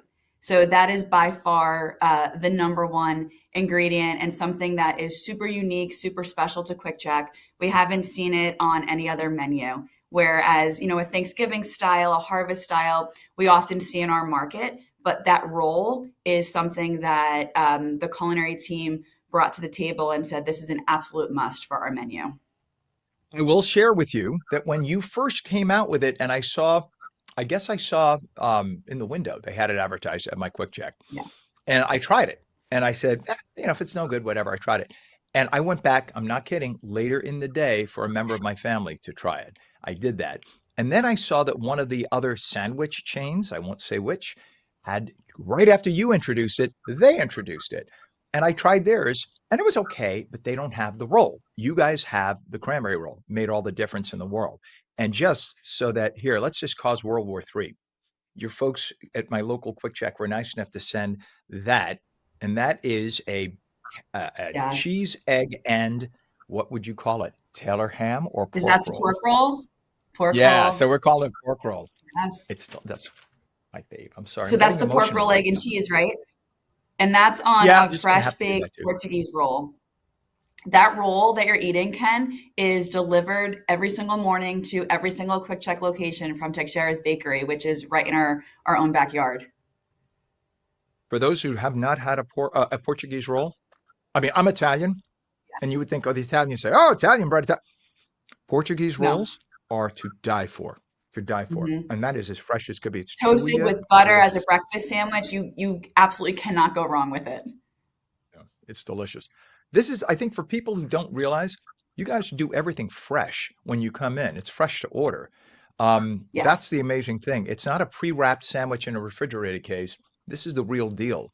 And I have my app on my phone. And I use that. I collect my points. I love my Quick. I mean, you see, I'm not lying to you. I love my Quick Check. Um, I'm not gonna lie, I got my coffee for free this morning with my points because I do the see, exact same thing. I use QC rewards, whether I'm getting fuel, whether I'm in the store buying lunch or snacks for my son, and my coffee this morning was free. I love it. I there's love the it. app on my phone, just so you see, not making it up. So I am a quick check junkie. This is awesome stuff, and there's a quick check just about near everybody in New Jersey. I mean, everyone knows their local quick check. You were nice enough to send. Let's see. This is my Christmas day, by the way. The fact that I Listen, Halloween was last week, so this is our little our post Halloween trick or treat for you. well, you sent over also a sausage, egg, and cheese. The cheese is Yeah, so creamy, and the sausage you use, I don't know where you get it from, but it's the most flavorful. This is what it is. sausage It's used to super taste like. flavorful. Flavorful, but not fatty and greasy. That's Yeah. what I love about it. Just Yeah. amazing And the stuff. cheese melts And just right in between the egg and the meat. 100%. I The other love it. thing too is you guys still maintain an affordable price. You do not have to break the bank to go to Quick Check and have a very good real bite to eat here. It's really good stuff. And then of course there's your coffee, which I would just brew it myself, but I like having you folks brew it. So delicious stuff. I'm gonna take another sip. So the And you even coffee that sent you're drinking everything right along with it. now is sticky toffee pudding, which is our current limited time offer. Today was actually the first time that I had it because I've been on my pumpkin spice kick, but we just launched this a couple weeks ago. So this will be my new coffee of the season. But customers can come in every day, get that brewed hot or iced, and they can customize it to however they like. Is that your brew box, Ken? Yes, you gave me a whole box of it, and it's still very hot and nice and warm. And by the way, this is so good. You do not need any kind of sweetener. Just a drop of, No. for me, it's just a drop of half and half, and I'm good for the day. It's delicious. I'm I gonna have do a very find that special most day. customers have their unique way of doing it, whether it's adding French vanilla or some sort of milk to it. I prefer to drink mine black as well because the coffee itself is so good and it's number one rated, which is pretty exciting. I tell you, you guys do it right. There's a reason why you see these brand new sparkling quick checks all over the place now. It's because you do it right. You've perfected what other people's stereotypes in their minds of the type of, you know, audience you're going after. You've perfected and fixed any of the challenges that others may have had, and you do it right. Quick Check is amazing. I can't thank you enough, Amanda. You are, please come on again, Amanda Shemansky, who is the director of marketing for Quick Check. Go to your local Quick Check and check out that Thanksgiving sandwich, if nothing else today, because it will change your life. It has changed mine. Amanda, thank you so much for coming on today. Thank you, Ken. Cheers. All right. Cheers to you, and I appreciate what you sent over. Not for anything. Getting a little emotional. Enjoy. All right, we'll check back with you. Happy holidays too. I'm not kidding. You think I'm kidding? It was amazing stuff. All right, so it is now 8:28, and we'll be right back.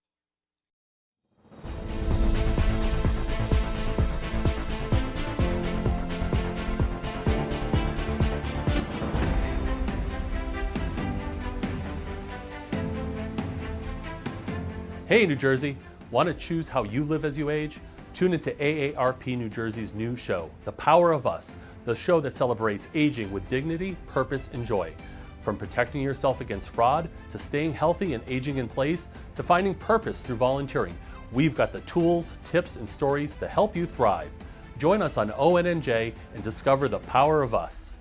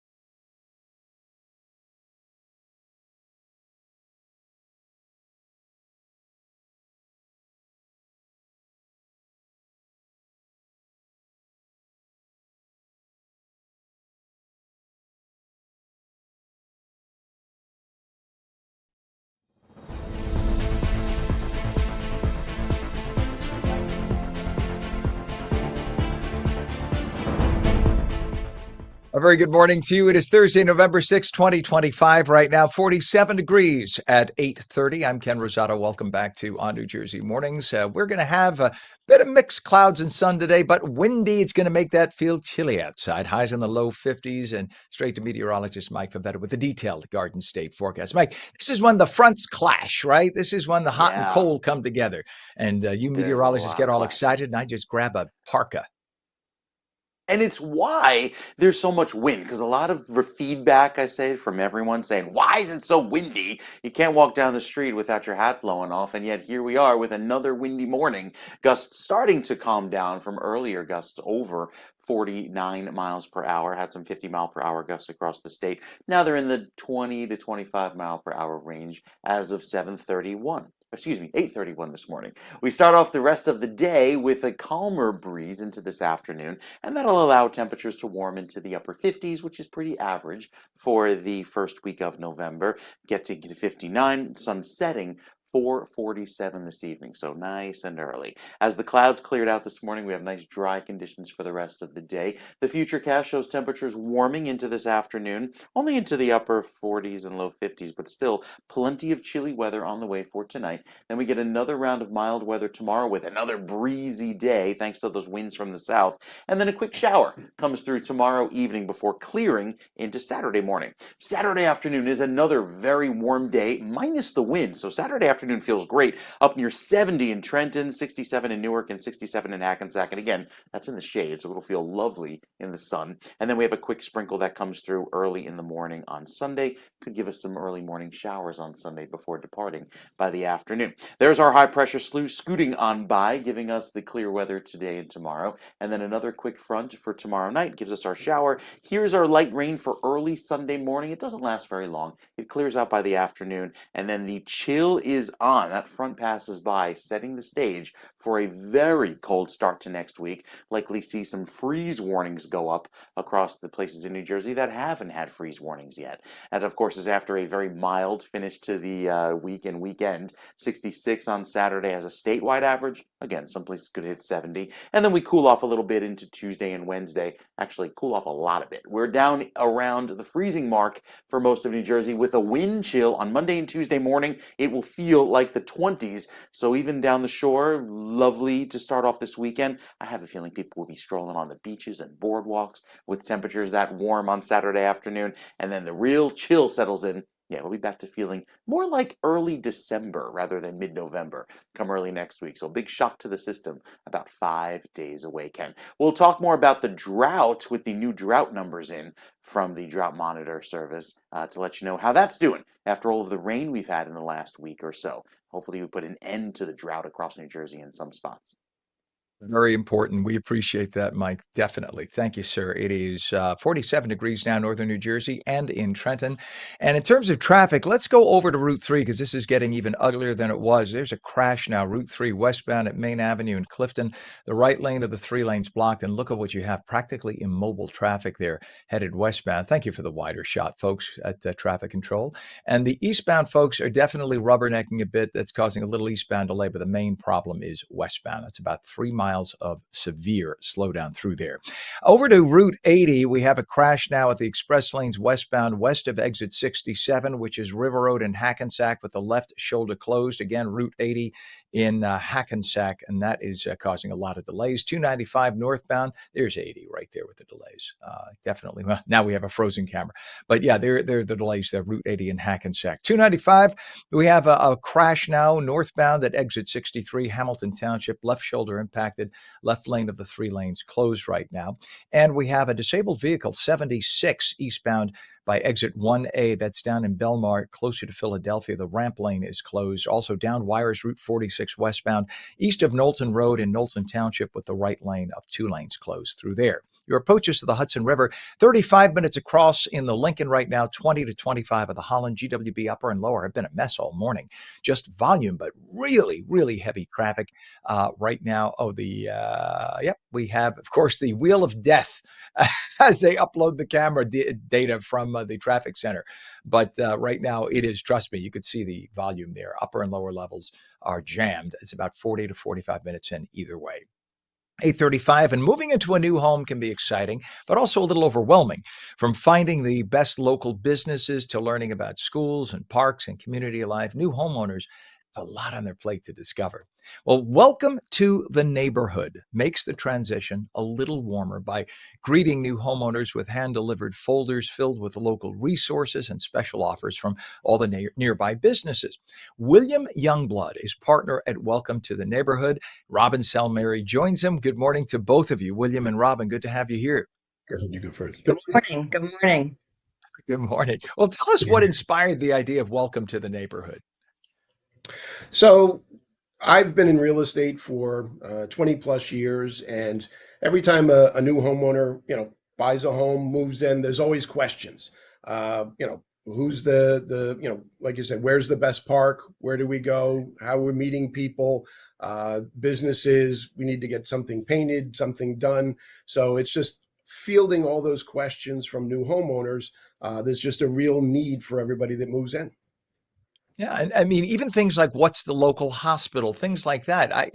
Where I am right now, I only moved in here a year ago and needed a hospital for something about 6 months ago. I didn't even know what the closest one was. I was going to drive to a more distant one. But yeah, just the idea that you have everything in a little pack there is brilliant. What inspired the idea there, and what do you pack inside those folders? So if I get a Welcome to the Neighborhood folder, what do I find inside? Sure. Go ahead, show the folder. So this is the actual folder that I personally hand deliver. My territory is Chatham and Madison. And what I love about this program is what you're just saying, Ken, is that there's all local business information in here, but there is also community information in here.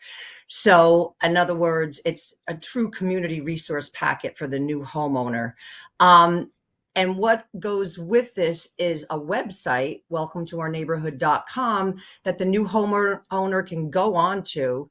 And one side of the website lists all the community information, whereas the other side lists all the business information. So again, I feel like it's a true community resource packet. We also promote, and I have a lot of different nonprofit information in there as well. Here you can see there's the Rotary, there's a foundation that raises money for underprivileged children. So again, there's a lot of varied information in the packet, and I think it's something that is, very well liked by the new homeowners. Because if you come into a new neighborhood, you want to become part of the neighborhood, right? It's not just a place to put your head down at night. You want to become part of the community. You want to learn. Otherwise, it's horrible living in an area where you don't know anybody. You want to meet your neighbors, and what better way to meet your neighbors than join a civic organization? You meet everybody in the area, and now all of a sudden you're part of the community. So, talk about how the businesses in the area have been receptive to Welcome to the Neighborhood. It sounds like a brilliant means of connecting local businesses and new businesses that want to greet everyone as well in the area. So yeah, it's, businesses are very excited to see. It's really a different platform. Yes, social media and all the other advertising options that a business has, but we're actually making a personal connection with that new homeowner. The business can put whatever they want really in the folder. So a restaurant can put a takeout menu in, or a rack card, a leave behind, promotional type items. So businesses are excited that, it is hand delivered. There's a personal welcome that goes with it. So it's not just, something that they get in the mail or see online. There's a real personal touch, and that's what the businesses really appreciate, I think. It's definitely, I'm sure, welcome. This reminds me of the 2025 answer to what the 1995 Yellow Pages were. Remember when you moved into a house, right? You got the big, thick county book, and then you got the local Yellow Pages. And nobody Yes. has, or very few people today have home phones anyway, so there's like no need for that. This puts it right down to the brass tacks. What do I need to know in my community right here? And it's all in one little packet. That's really so smart. It's one of those why didn't I think of it ideas. So when it comes to the civic organizations too, they must have been very, very happy that you included them and it wasn't just strictly a business thing. No, Yeah, go ahead. absolutely. And that's the piece that I love because again, it's getting all of those nonprofits and the civic organizations right out there to the new homeowners.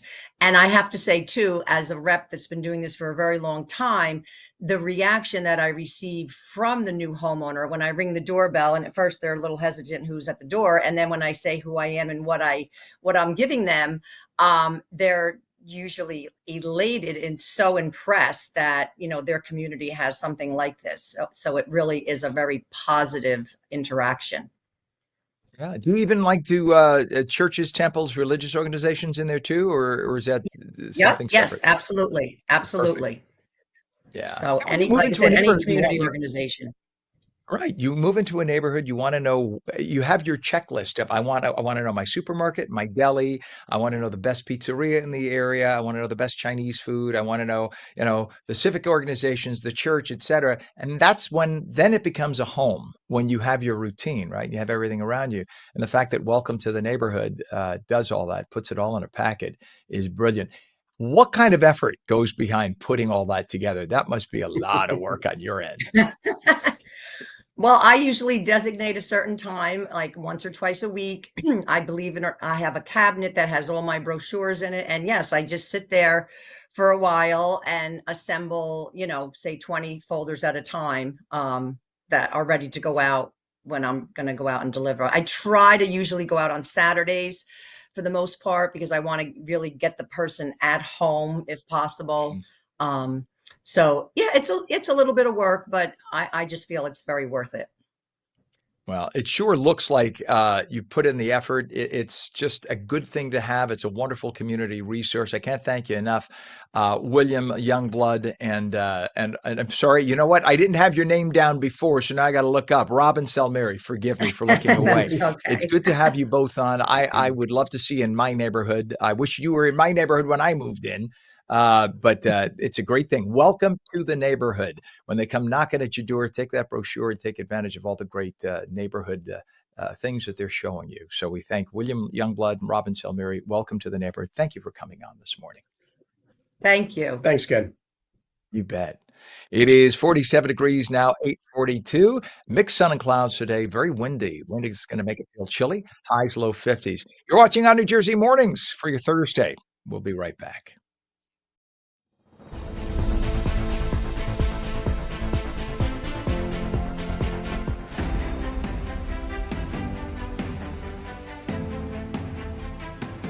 Hey, New Jersey, want to choose how you live as you age? Tune into AARP New Jersey's new show, The Power of Us, the show that celebrates aging with dignity, purpose, and joy. From protecting yourself against fraud, to staying healthy and aging in place, to finding purpose through volunteering, we've got the tools, tips, and stories to help you thrive. Join us on ONNJ and discover the power of us.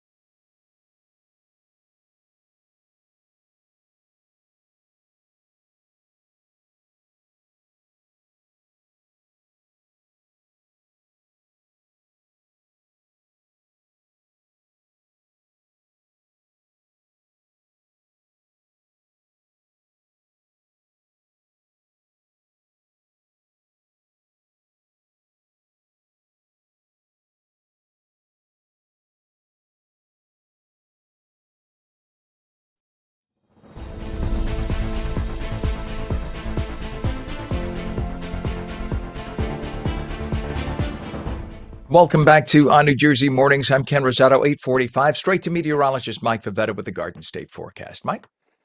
Good morning, Ken. Got great news about the drought update here in New Jersey. The severe drought has shrunk to just this tiny area up in Sussex County, whereas the rest of the state west of the Parkway and Turnpike is moderately dry.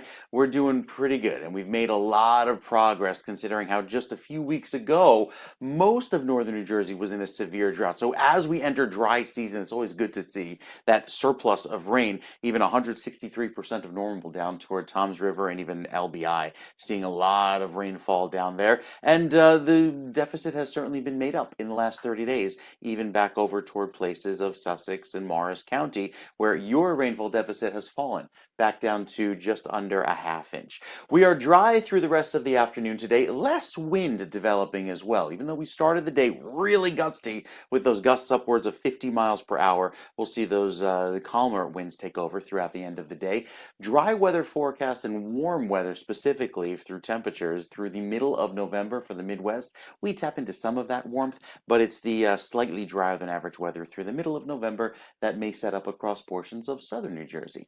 The 7-day forecast shows a good chance of rain going into later on in the weekend, especially for Friday night, tomorrow night, and again on Sunday morning. Sunday all day is not going to be a washout. We'll have a little bit of rain early in the morning, giving way to some clearing by the afternoon, but it's the chill that settles in that takes the headlines for Monday and Tuesday. Wind chills in the 20s starting our work week next week. So enjoy the milder trend that takes over, especially for this weekend, Saturday and Sunday. I think Saturday afternoon will be surprisingly exceptional given how warm and sunny it'll be. And then we start to cool things down into next week with that chill, letting you know the season change is upon us. We'll take another check of your forecast all throughout the day. Don't forget, you can always head over to ONNJ.com, get your live radar and 24/7 weather right there streaming on our website. We continue our AARP New Jersey election coverage, and we're doing this kind of post-election, of course, breaking down what yesterday's results mean for communities across New Jersey and the policies that affect them most. Joining us now is Mary Saccone, Director of Policy at Disability Rights New Jersey. She is a leading advocate for the rights and inclusion of people with disabilities and has been a strong voice on protecting Medicaid and ensuring access to essential services across the state. Mary, welcome to the show. Good to see you. Good morning. Thank you for having me. All right. So can we just talk a little bit about yesterday's election results, your immediate reaction, and what you think this outcome could mean for people with disabilities here in New Jersey? Well, I think it's hard to say exactly. There's going to be a lot of issues that are going to have to be addressed with HR 1. Mm-hmm. And it's going to have a big impact on the state budget. HR 1 is going to require is going to cost New Jersey a lot of Medicaid dollars and Medicaid services. Now, with the election going forward, Governor-elect Cheryl has talked about how she's going to address, HR 1 and trying to protect the most vulnerable in going forward. But it remains to be seen because there's only so many dollars that are going to be available. We're leading a coalition to try to educate lawmakers on ways to minimize the impact on the most vulnerable. In terms of trying to make sure that people who are subject to the community engagement / work requirements of HR 1 when they go into effect in December 2026, to make sure that they are not cut from Medicaid solely because they didn't provide the documentation. Yeah, and we've written. No, I'm sorry to step on you. You can continue, Mary. I'm sorry. Oh.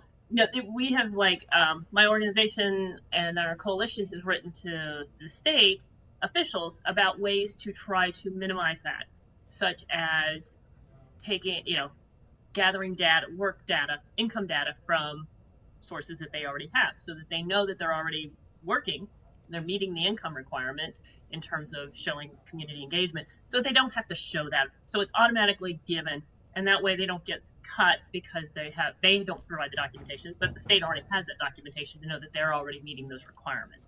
Things like that can be done. One, to minimize the people that are being cut off, who are eligible but who would otherwise be eligible but are being cut off because they didn't fill out the requirements. And two, also to cut down on the burdensome bureaucratic stuff that the state has to do, which costs the state as well. And Medicaid, for instance, just one example, that's 40% plus, a little over 40% of the New Jersey state budget right now. That's a massive amount of money. But with the new federal requirements, that I'm sure is causing headaches for an awful lot of people. All of a sudden, you just see your benefits stop, thinking, what did I do wrong? Exactly. And, we're not talking about people who are, have a lot of options. We're talking about people who the Medicaid expansion was for adults that are up to 135% or 38% of poverty. That's not a large number, especially in New Jersey. We have people who are disabled, who are on SSI, who are, Medicaid takes care of like 50%, covers 50% of the children in New Jersey. So we're talking about very vulnerable people, and cutting their Medicaid services is going to be devastating for them. Right. I mean, Also, because, yeah. Go ahead. I'm sorry. Well, no, when that's another question I was going to ask you. People think Medicaid, older people, but you talk about, younger people aging out of, once they turn 18, the SSI, SSDI, a lot of those acronyms that are thrown out, how they are affected. And, people trying to navigate this. The services are available, but trying to cut through the red tape and understand what is owed to you, what you need to register for, when you need to register for, that alone can become a full-time job trying to figure things out. As a parent who has aging parents and, children, it's a lot to cut through. So as Mikey Sherrill starts to, begins to look at her first 100 days, what are some of the things that you would like her to focus on to help those most vulnerable? Oh, there's so many. But yeah, one of the things is, you've got you're talking about when your child turns 18, or in New Jersey 21, once they age out of the school. For people with disabilities, they age out of special education and into the adult system. Well, there's a big gap in services once they hit the adult services. So they call it the cliff, cliff service, basically, because there's not as many services once you get out of special education in schools. So to try to make sure that that doesn't happen and that there are appropriate services. And then you're talking about the other end for families who have elderly who are now living at home but need services. Yeah. Medicaid is the major funder of home and community-based services for people who want to stay in their home as they get older. Or if they need to go into a nursing home, Medicaid is the biggest funder for that. Without Medicaid, that is really going to hurt those people. And one of the big optional home and community-based services are optional services. So if the state has to cut services, one of the first things they always cut is home and community-based services, which forces people into nursing homes, which is actually more expensive than this is the thing. Exactly. This is the point, right? You fight for services for your children so that when they turn 18, 21, they're more self-sufficient, so they don't have to go into group homes. You have aging parents, you want to keep them in their home as long as possible, but the system is almost creating a way that it's pushing them to where it's going to cost so much more. It's setting it up for failure, too, because you can only have so many people working a floor at a nursing home. You have 30 patients and only 5 nurses or aides. It's a pretty difficult task. It is, and there's only so many beds in the state, and people don't want to live in nursing homes. They want to live in the home that they have lived their entire lives. 100%. They want to live with their families, and it is much less expensive to keep them in their homes. So, but if the state has to cut services, they can't cut nursing home services because it's a required mandatory service under federal law. Home and community-based services is what they call optional, so they can cut that. But it's going to cost the state more money because nursing homes are more expensive than keeping people in their homes. And that's what we need to really focus on and try to protect people so that they can continue to live in their homes and live in their communities with their families and friends. Yeah. And we're seeing numbers, we're seeing the next generation aging now, getting to that point. It's blossoming in terms of numbers. This is not getting smaller, this is getting larger. So we really need to get together and figure out a solution ASAP, because 10 years from now, you're going to have an aging population that's much larger than it currently is. People are living longer, and sure with advances in pharmaceuticals and Well, treatment. you look at the generation right now, it's the baby boomers who are now hitting that point. And my generation, which is Generation X, we are a much smaller number of people. So it's going to be really problematic that there's going to be a lot of need for services for the elderly going forward. Yeah. So looking ahead, can you just talk a little bit about what hope when it comes to where New Jersey is headed, when it comes to inclusion, accessibility, equity for people with disabilities? You know, people in that sandwich generation like us, we're X generations. You know, we have people who are aging. You know, what can we do now? To better prepare if you have people also, with disabilities who need to be protected. Well, I've been in this business for 27 years. I've been doing this a long time. And I will say that New Jersey has come a long way in terms of inclusion for people with disabilities. People are being included in schools more, and they're being placed in more inclusive settings. And they find that if people are included in schools, then they spend more of their lifetime included in the community. The rise of group homes and different options besides developmental centers or psychiatric hospitals has been phenomenal since I've started doing this work. And again, at the other end, people are receiving more home and community-based services so they can live in their homes as they get older. So there has been a big improvement in inclusion. However, we've got a long way to go.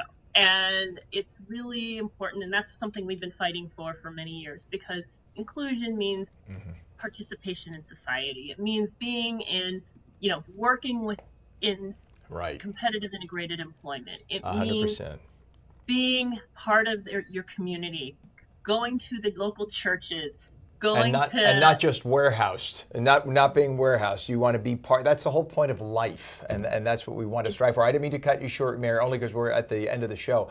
But Mary Saccone, Director of Policy at Disability Rights New Jersey, you do such a great job for so many people who need you. Thank you for coming on this morning. Well, thank you for having me. You bet. And it is 8:57. Meteorologist Mike Favetta says mixed sun and clouds today. Very windy today. The wind will make it feel chilly. Highs low 50s. It'll feel chillier than that.